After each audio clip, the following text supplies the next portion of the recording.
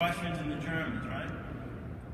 And we're doing this at 17,500 miles per hour as we go around the planet every 90 minutes, seeing a sunrise and a sunset every 45 minutes.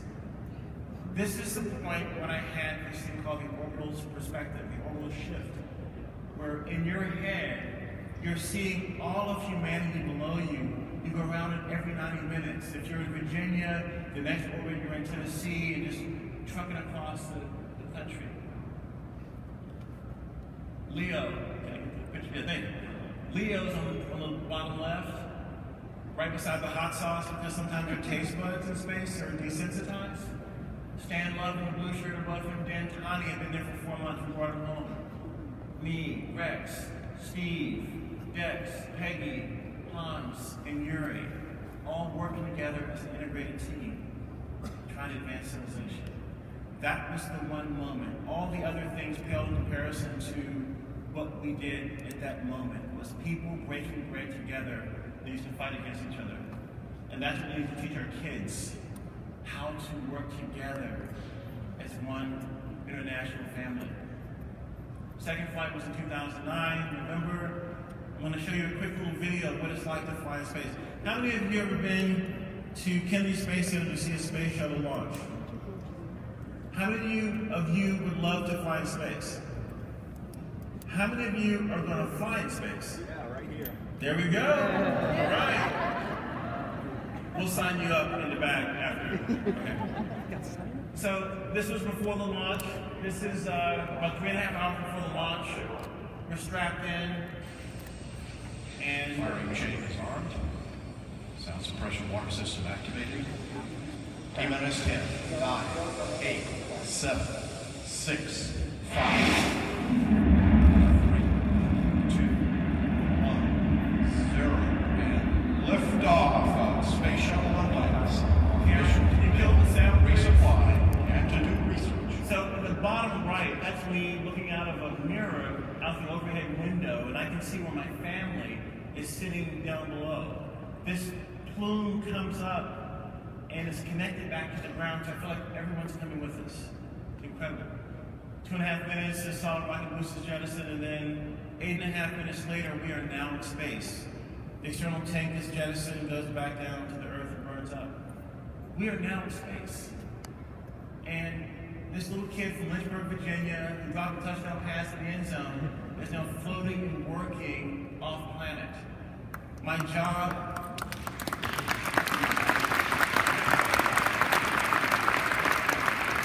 and the only reason that was possible was because I had a community that believed in me and told me that I could do anything.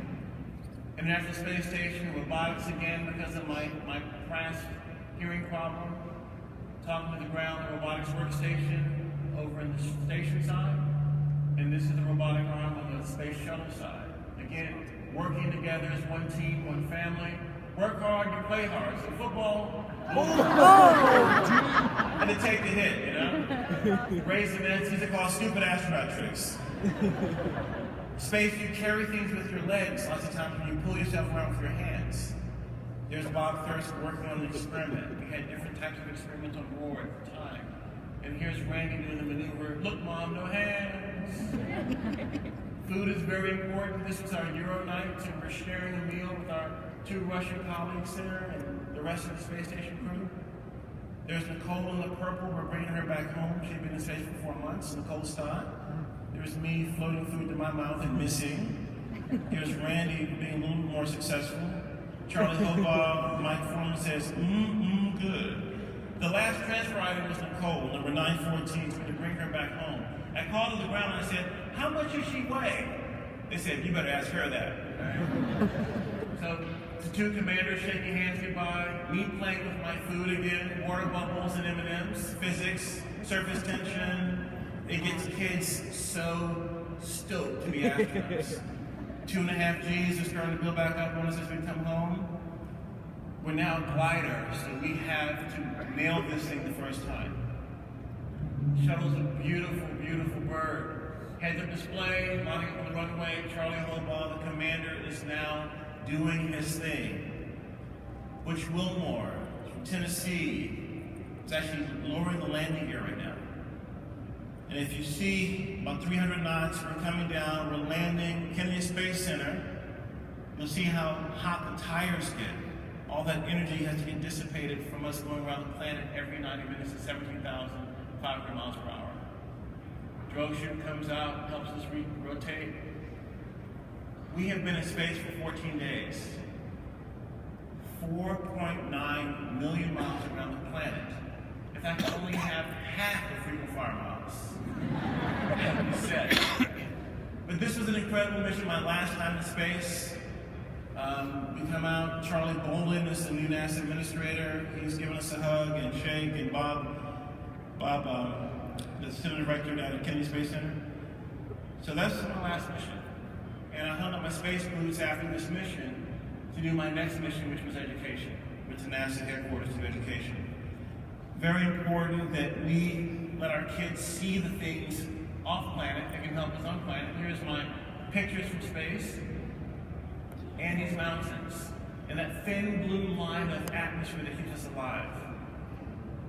Think about the Caribbean and the number of different colors of blue. You almost need new definitions of color to describe the color of the water. Storms in Space. This will take you to December 25th by Scott Kelly. And then also football in space. Texans and Redskins and all kinds of jerseys. And then I think about all the people that watched the Super Bowl. That year, we took the Super Bowl coin up, and we did the coin toss in space. I'll let you take a look at this. And if, Karen, can you bring the sound back up for me? Thank you. We're in the internet. I did not. Move that head. Don't you? Thank you, man. That ain't right. Shoot both sides. Don't talk. We're on the International Space Station with Commander Williams and Commander Hobart. Commander Williams is representing the AFC, Army, and Commander Hobart is representing the Navy, the NFC. We're going to do a coin toss here. Here are both sides of the coin. This is heads. This is tails. You guys don't understand? Okay, here we go.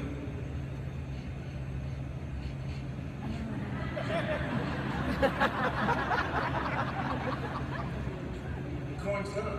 Now ready to decide. Okay, well, let's do rock, paper, scissors. On three, then we shoot.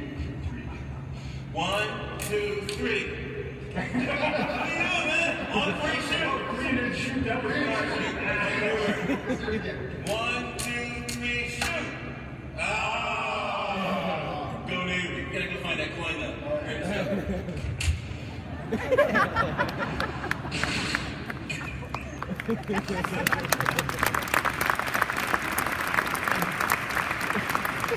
I'm so glad we had a doctor on board because that little hit you heard at the end, that was my head getting severed. Top was not severed, I mean, I'm alive today. It was Band-Aids and stuff. So anyway, that was a lot of fun. What I eat in space, what we eat, we had a book that was written by this guy Peter Menzel showing about nutrition and calories and different things in space. 2,700 calories, that was my meal. Tuna salad spread, smoked turkey, carrot coins, you know, those kind of things. We spent Thanksgiving in space. It was pretty incredible. And then here's one other video I want to show you that shows you what it's like to play with your food and get kids inspired to want to go into the Corps. All right. Here, this is space food.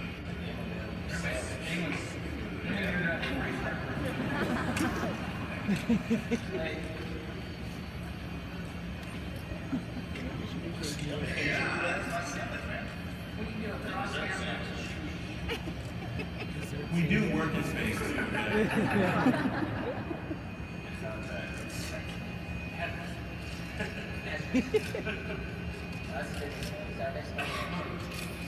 it again. I have to separate the straws. It has to be big, it has to be small enough to be able to eat one head. Oh, a surface one, look at that. Can we see the surface one? Two surface. Whoa, sorry. Oh. That's going to be a meter hole. You gotta be ready. It's like croquet. Billiards. Are you ready for separation? Separate. Oh, one more. Oh, man. Dude. Nice. Oh, no. That's going to be a deal, man. That's 2 cents. Oh, there you go. And don't choke on it. Good biology.